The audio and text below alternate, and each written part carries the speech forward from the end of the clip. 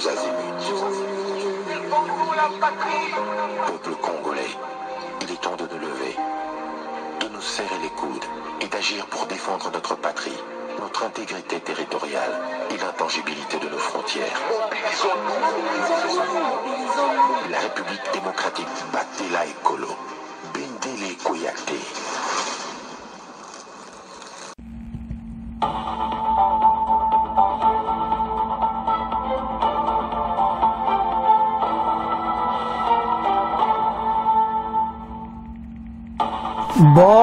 Bonsoir, bonsoir, bonjour. C'est Congo News 24. Bande Konanga, comme toujours avant de commencer notre émission, nous disons merci à Dieu. Nous disons merci à nos chers abonnés et téléspectateurs qui nous suivent partout dans le monde et en RDC.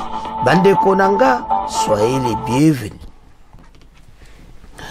À la une, chers téléspectateurs, on va commencer cette émission Bandeko avec accord RDC Rwanda. Les USA confirment la date suivie M. Troll Frittel. Et puis, affrontement entre les Wazalendo et RDF à Kiwanja. Bandeko, entre Tamasule Zubetama, Wazalendo, bazosala patrouille na bango. Boko lekate, parce que bango ba profitaka. Ceux qui m'a sauvé les obétagam, ceux qui a calmé ça, bango bazo profiter le Wazalendo, azamayel na bango. Tout ça la connecté. Chers téléspectateurs, émission n'abse bandi et committant tout cela ensemble ma solo yamboka. Bande kotoko ban émission nabiso avec Oyo ezoleka na Kiwanja Aruchu. Et pas wapi, Wazalendo baza toujours bandeko. Baza partout, boko mbana Ruchuru baza, Wazalendo donc, baza ko bate la mboka. Bato yo ba profitaka, soki ma kalmi eza masole, zo betama, ba on ba récupérer ka ba village. Wazalendo ali bo salata. Bande ko banda makambo e bandaki. Banda Washington masole zo betama. Bate ko jwalishwa ta village te. Moni bana oyo mayele. Donc bako pepe mbakja ta place. Yango ba jeune oyo il faut ko betela ba maboko. Bango baza contre ba Wazalendo pourquoi? Parce que les Wazalendo baza ko tikela bango ta tante. Baza ko batela espace à RDC place ezali. Alors Kagame et ses hommes Naba Kabila bango nyonso ensemble basangani baza ko préparer ba attaque na bango. Mais ça ne marche pas. Donc bango ba ligne comme asole zo beta bayo kapé koto mbutu ezali. Mais bazo kutana na banamboka. Ces jeunes ba comme vraiment armés. Parce que tant bazo résister ko bloquer armée rwandaise 123 AFC. Balekati. Il faut féliciter ces jeunes. Ils travaillent chaque jour pour la patrie. Basako Bunda. Na ebité. Mokolo kimé kota na est. Ndeini toko bete la banamboko maboko. Ils ne dorment pas. Jour et nuit, ils sont là. Baso Epsa Kagame 1-23 na batune place bo mekabiso dozawan. Alors, entre-temps, pression, exact, au côté mois de juin, pression, eza makasi si Kagame a retiré Basodanaï. Donc c'est ça la pression. Bazana besoin de avancer Mboka. Malgré les difficultés où ils sont à l'Est, les Congolais vont patienter. Tout va aller dans le sens nabiso. Guerre à Tezo Oumela, les manœuvres partout. Mais ces jeunes vont maintenir toujours la force. Quand je regarde bateau nyonso, oh bachembo kanapso mon boulot. Il faut te féliciter, Wazalendo. Parce que va bloquer bang. Vous vous souvenez, ceux qui m'a solé bêta moi, oh ba côté namboko, oh ba salibu. Mais maintenant FARDC a sali musala très bien. Nama solo là ba jeune. Parce que ces jeunes se battent, mais tous à la claire. Biloko to bazo bundela. FARDC mutu il faut aider bango to bengana banguna. Alors bateau yo elo ni ba osala bon. Pourquoi quand il y a des pourparlers ils font ça? C'est parce que bazana besoin était bango bana ko imposer ka babilo na bango. Donc ceux qui sont en position de faiblesse,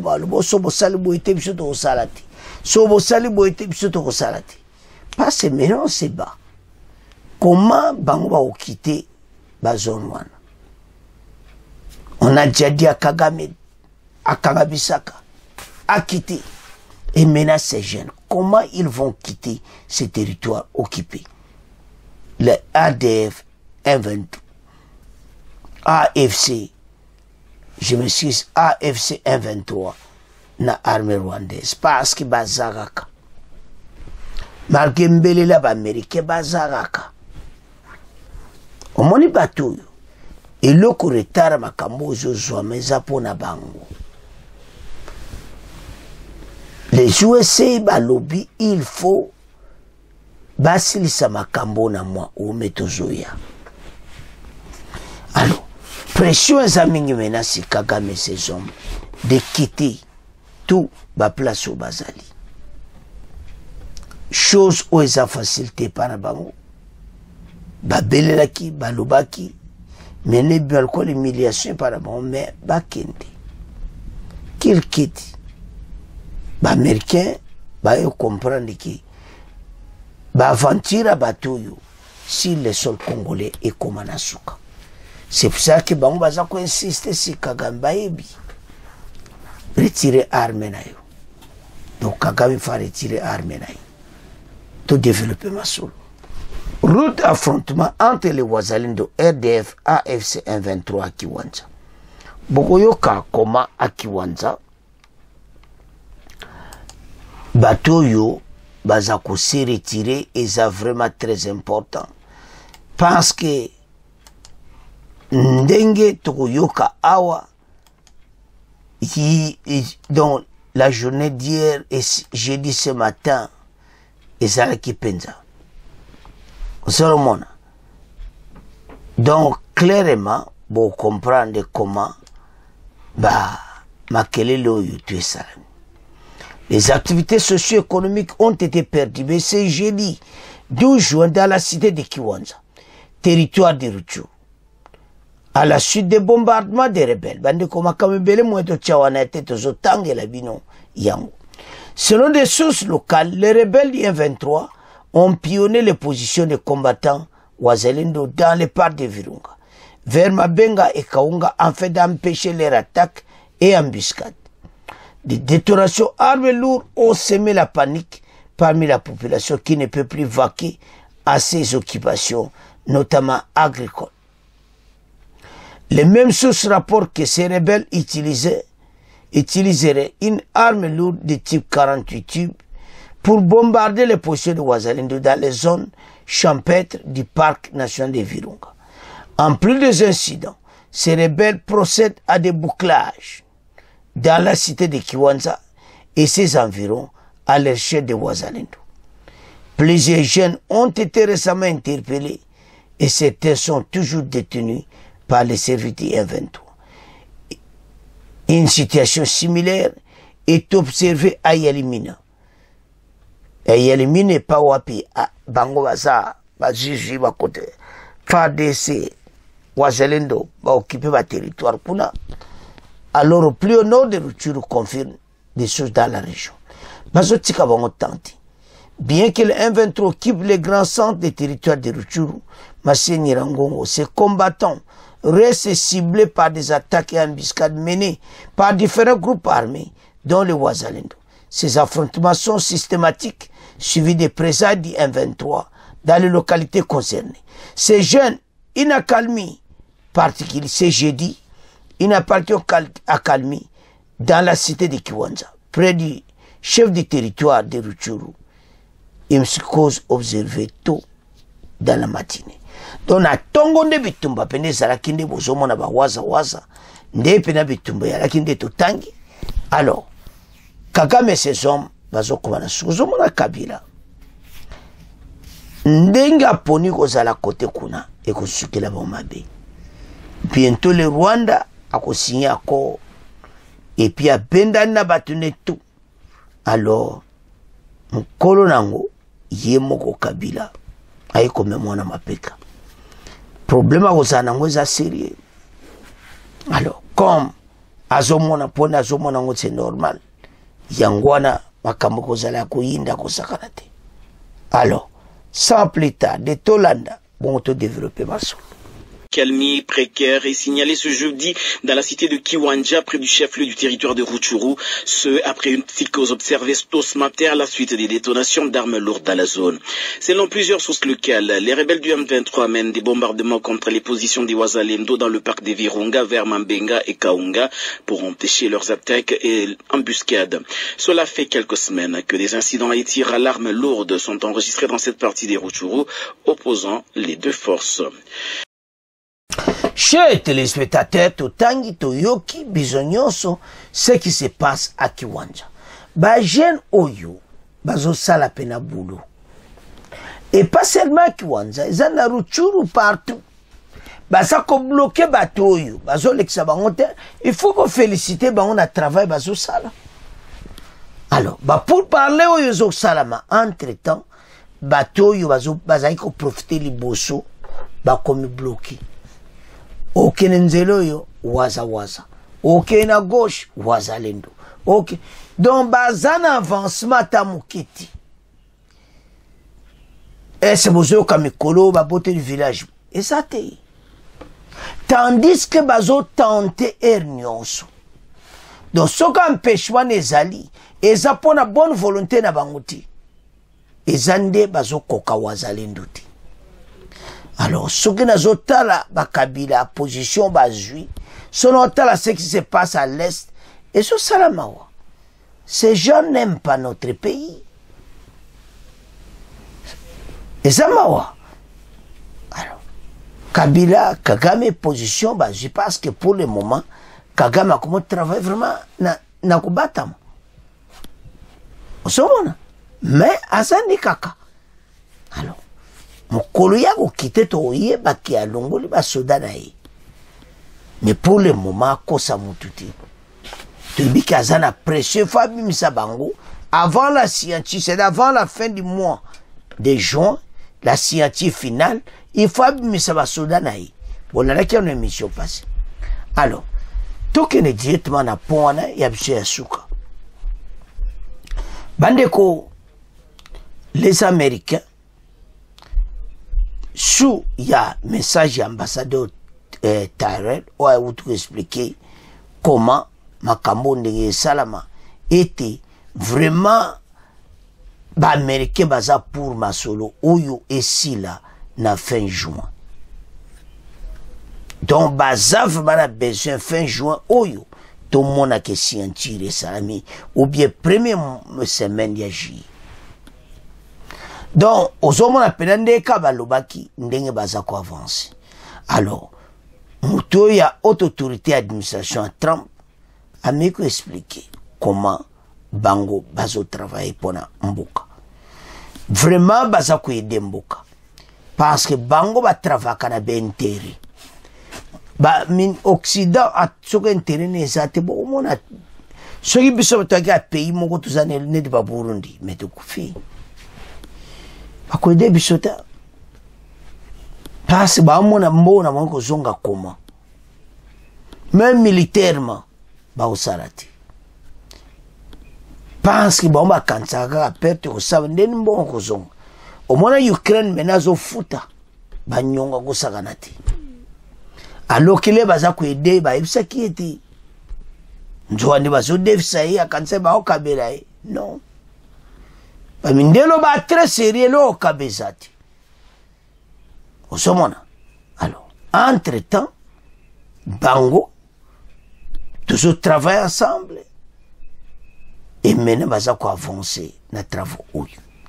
Les pays comme un pays oyo et loin na gouffre zaki na maboka bato oyo bata perdre pendant 20 ans. Fatia okuta mboka na état ya mabe. Et ça faut pas marcher les d'auto marcher wa moto ba clair. Akute mboka mawa. Et maintenant, on essaye d'aller de l'avant. Mais tu es au comment. Parce que maintenant, c'est ça à Kosaganati. Tant que tata wana komi kuna na Goma, na batune baba na komenasi.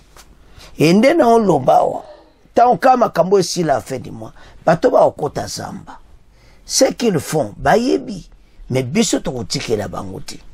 Tu avancer ensemble et nous allons gagner cette guerre. Congolais, lèvons-nous. Parce que le pays est où musique. Avançons. Tout le temps. Maintenant, tu as un côté droit. Accord RDC-Rwanda. Les USA confirment la date. Suivez M. Troy Fritrel. Les États-Unis intensifient leurs efforts diplomatiques et commerciaux en Afrique. Avec un accent particulier si la République démocratique du Congo a déclaré jeudi Troy Fritrel Lobozo Monawana, aux fonctionnaires chargés des affaires africaines au département d'État américain lors d'une réunion à Washington. C'est seulement lors d'un événement organisé par l'Africa Center visant à explorer les opportunités au-delà des minéraux critiques en RDC. Fritrel a souligné que l'Afrique est importante maintenant. La RDC est importante maintenant. Il a insisté sur le fait que l'engagement avec le continent ne doit pas être motivé par l'altruisme, mais par des intérêts commerciaux solides. L'événement visait à dévoiler les conclusions d'une nouvelle publication intitulée « Au-delà des minéraux critiques, capitaliser sur les autres opportunités de la RDC ». Fritrel a exposé une stratégie à 6 points pour renforcer la présence américaine en Afrique.